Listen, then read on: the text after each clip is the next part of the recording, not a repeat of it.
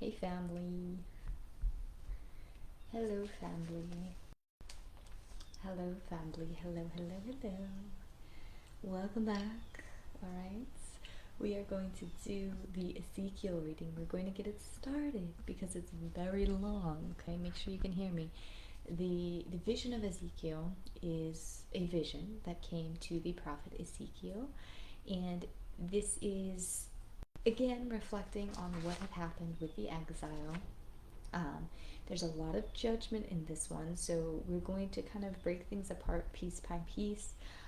But really, we will be able to tell immediately the parallels between what Ezekiel is talking about and what we are actually experiencing right now. So this is again, it's a very good long book. So I do want to get a head start on it if you don't mind. And we're going to read through it, and I will stop to clarify some things that might ruffle a little bit of feathers throughout as I see fit, as God sees fit, most importantly. So let's go ahead and continue and start here with chapter 1. And I'll go ahead and read. Let me read it from my document so it's a little easier. Okay. In my 13th year, in the 4th month of the 5th day, while I was among the exiles by the Kebar River, the heavens were opened, and I saw visions of God. I looked, and I saw a windstorm coming out of the north, an immense cloud with flashing lightning, surrounded by brilliant light. The center of the fire looked like a glowing metal, okay, and in the fire was what looked like 4 living creatures. In appearance and form were human, but each of them had 4 faces and 4 wings, and the wings of one touched the wings of another. Each one went straight ahead, and they did not turn as they moved. And as they moved, they would go in any one of the 4 directions, and the 4 directions the creatures faced, and wheels did not change the direction as the creatures went. Okay, so this is talking about some beings, right? Divine beings, right? Divine beings. I say mythical because it sounds mythical, how we see like a phoenix or something like that, or you know what I'm talking about, the lions with the wings. Yes, so it looked like these mythical creatures, and then he's also describing what is like an angel, right? With the wheels that would turn, with all the eyes around the wheels, those things as well. So he's just describing this because this is setting a place of like how advanced this message is, right? It's very, very advanced, very complex, right? Especially at this time, this would have been something that nobody has seen before, right? And if they have seen it, they have seen it in the spiritual realm, right? In the heavens. So this is why it is super profound, right? But anyways, we're going to really just get into what he's saying and less about the trippy visions, even though the trippy visions are cool, but they're in here, the first chapter of Ezekiel and throughout. And he says, I saw that from what appeared to be his waist up, see, from what it looked like to be his waist up, it looked like a glowing metal as if full of fire. And that from there down he looked like fire, and brilliant light surrounded him. He said to me, Son of man, stand up on your feet, and I will speak to you. You must speak my words to them, whether they listen or fail to listen, for they are rebellious. But the people of Israel are not willing to listen to you, because they are not willing to listen to me. For all the Israelites are hardened and obstinate. Son of man, I have made you a watchman for the people of Israel. So hear the word I speak and give them a warning from me. And you, son of man, they will tie with ropes. You will be bound so you cannot go out among the people. I will make your tongue stick to the roof of your mouth so that you will be silent and unable to rebuke them, for they are a rebellious people. But when I speak to you, I will open your mouth, and you shall say to them, This is what the sovereign Lord says. Whoever will listen, let them listen, and whoever will refuse, let them refuse, for they are a rebellious people. Turn your face towards the siege of Jerusalem, and with bared arm prophesy against her. And with a bared arm prophesy against her. I think that's what that's supposed to say. I apologize. And then he said to me, Son of man, I am about to cut off the food supply in Jerusalem, The people will eat rationed food in anxiety and drink water in despair, for food and water will be scarce. They will be appalled at the sight of each other and will waste away because of their sin. Therefore, this is what the sovereign Lord says. You have been more unruly than the nations around you, and have not followed my decrees or kept my laws. You have not even conformed to the standards of the nations around you. I will send famine and wild beasts against you. They will leave you childless. Plague and bloodshed will sweep through you, and I will bring the sword against you. I, the Lord, have spoken. Your people will fall slain among you, and you will know that I am Lord. Doom has come upon you who dwell in the land. The time has come, the day is near. There is panic, not joy, on the mountains. Every hand will go limp, every leg will be wet with urine. The king will mourn, the prince will be clothed with despair, and the hands of the people will tremble. Hands of the people of the land will tremble. I will deal with them according to their conduct, and by their own standards I will judge them. Then they will know that I am the Lord. Then he brought me to the entrance of the court.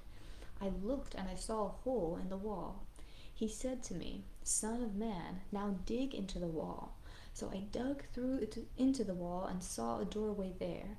He said to me, Go in and see the wicked and detestable things they are doing here. So I went in and I looked, and I saw portrayed all over the walls all kinds of crawling things and unclean animals, and all of the idols of Israel. He said to me, Have you seen the Son of Man? It is a trivial matter for Judah to do the detestable things that they are doing here, but they also fill the land with violence. And will they continue to arouse my anger? Look at them, putting the branch to their nose. All right. And then I saw 6 men coming from the direction of the upper gate, which faces the north, each with a deadly weapon in his hand. With them was a man clothed in linen who had a writing kit by his side. They came and stood behind the bronze altar. Then the Lord God called to the man clothed in linen who had the writing kit at his side and said to him, Go through the city of Jerusalem and put a mark on the foreheads of those who grieve and lament over the detestable things that are done in it. As I listened,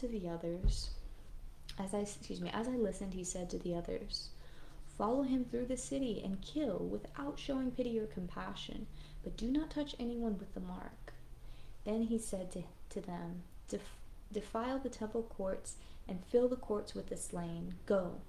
And they went out and began killing through the city. Then one of the cherubim reached out his hand into the fire that was among them. He took up some and put it to the hands of a man in linen, who took it and went out. Each of the cherubim had 4 faces.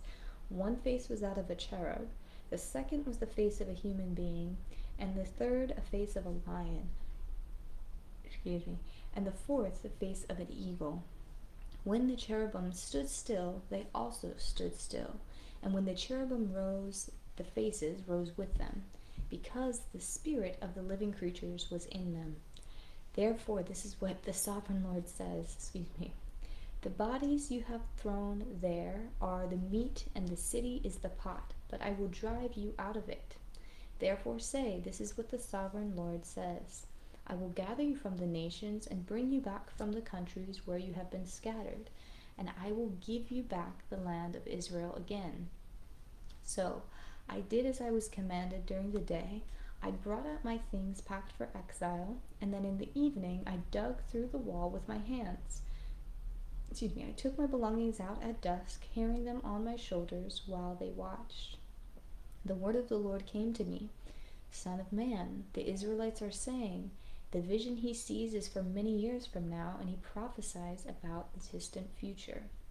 Have you seen the false visions uttered, lying divinations when you say, the Lord has declared, though I have not spoken?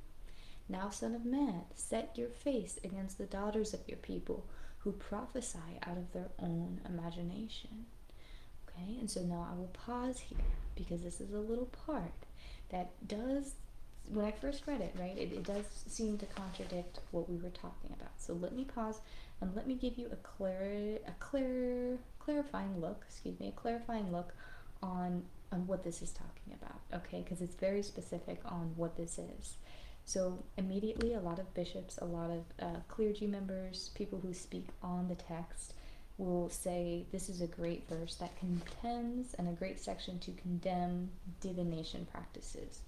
All right, so I do want to clarify what divination is at this time. So this is the practice of seeking knowledge of the future by, or the unknown, by supernatural means. By supernatural means. And so that's the definition. And you can argue that, most ways at which the revelations come to the prophets, right, is also supernatural.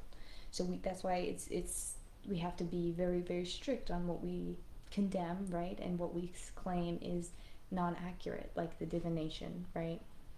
So with this, right, and this is very specific because it triggers me because I'm a woman, right? When it says daughters, because he's talking about women, he's not talking about men.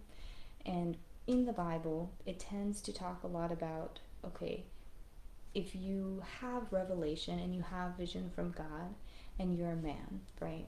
You're a prophet, okay? You're a priest. You have all of these avenues, right?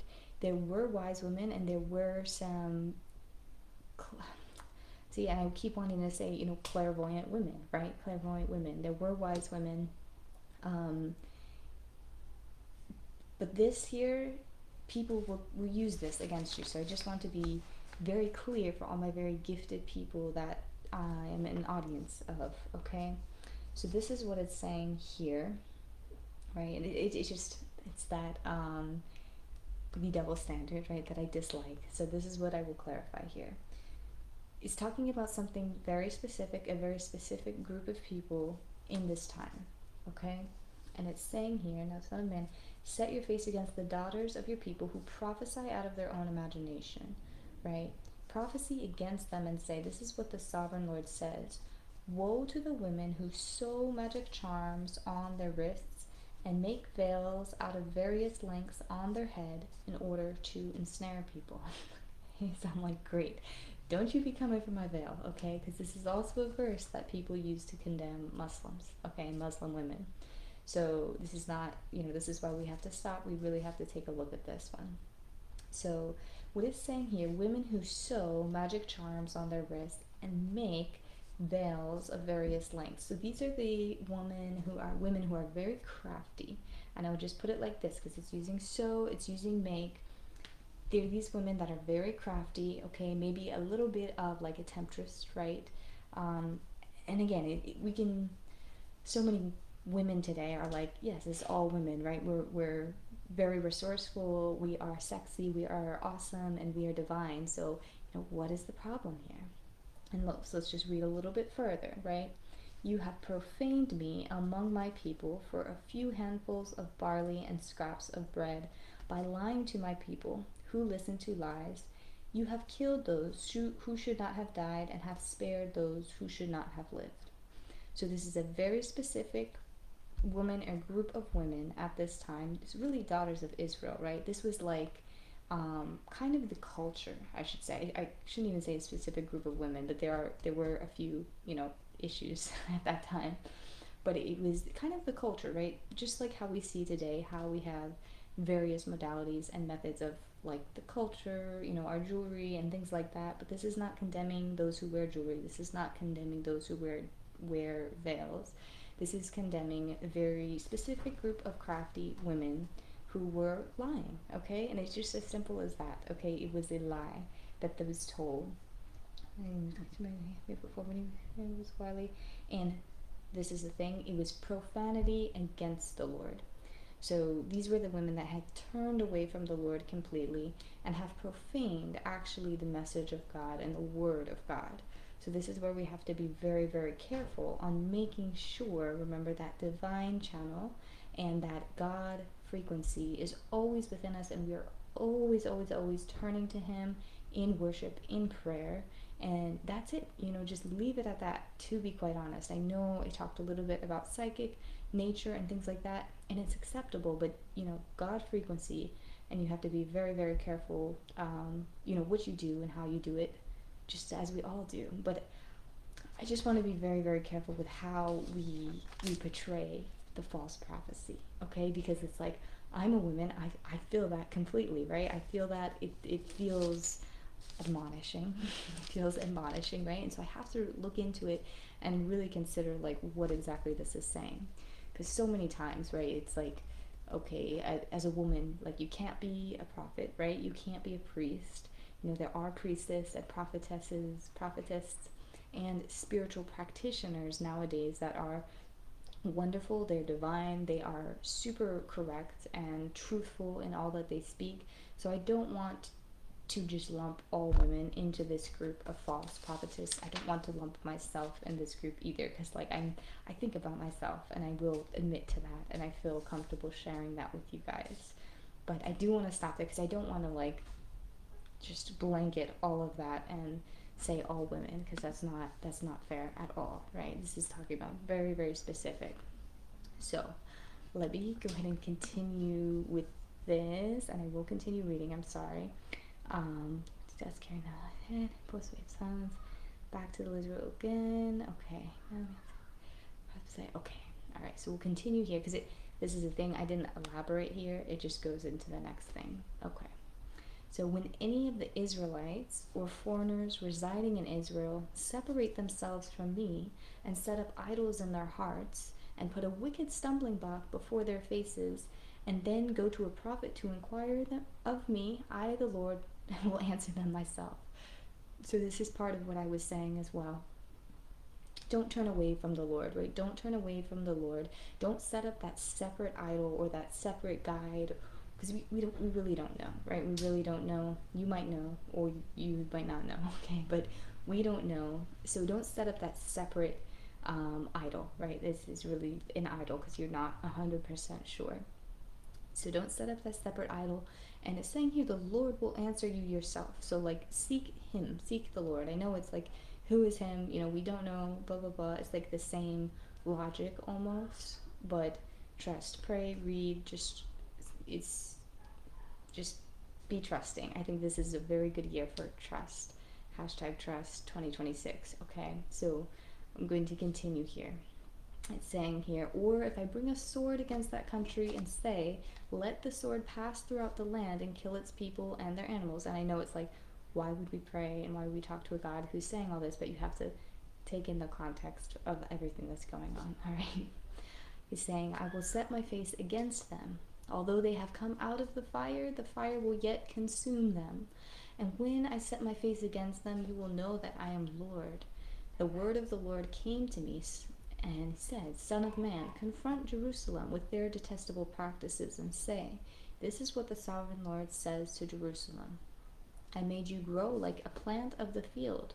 You grew and developed and entered puberty. Your breasts had formed and your hair had grown, yet you were stark naked.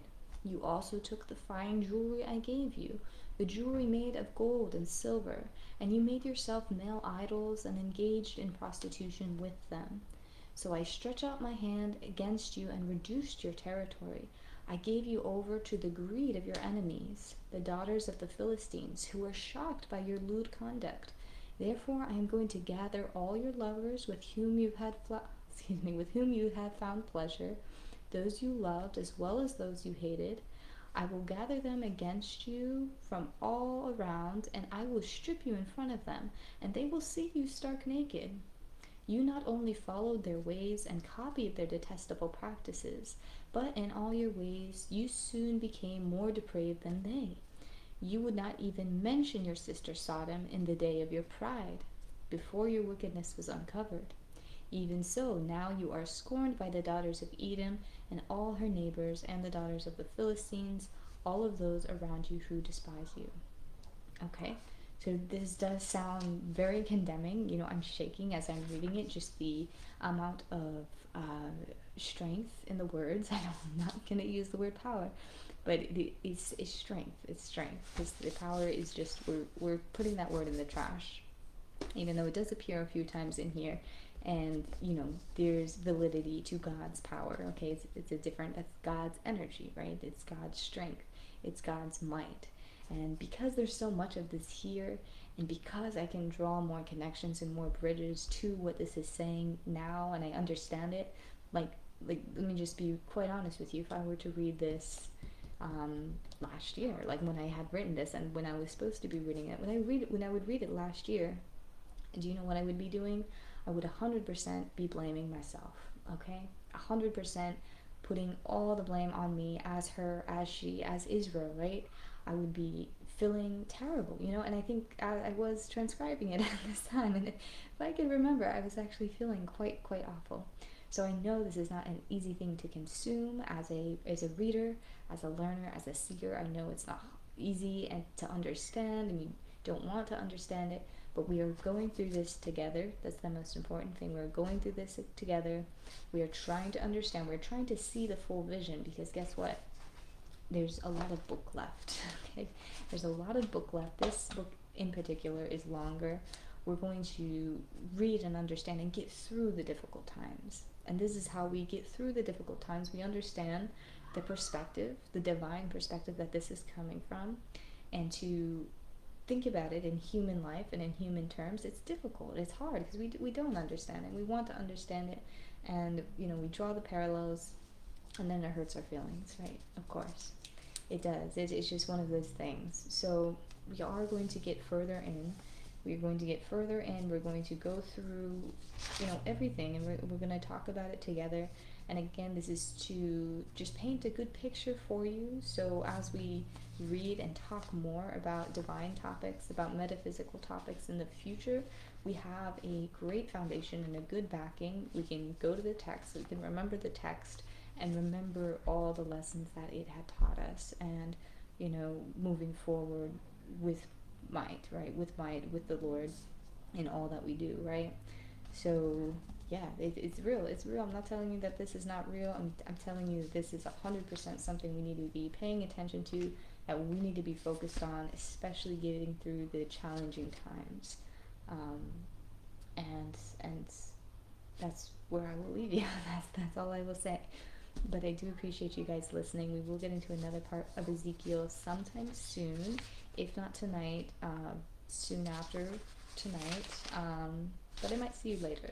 So just bear with me. I'll be posting everything to YouTube as well. No rush. This is on your own time, your own study habits and practices. There's not any timeline for real, so we're okay. So I appreciate you guys for listening. God bless you. Have a wonderful, beautiful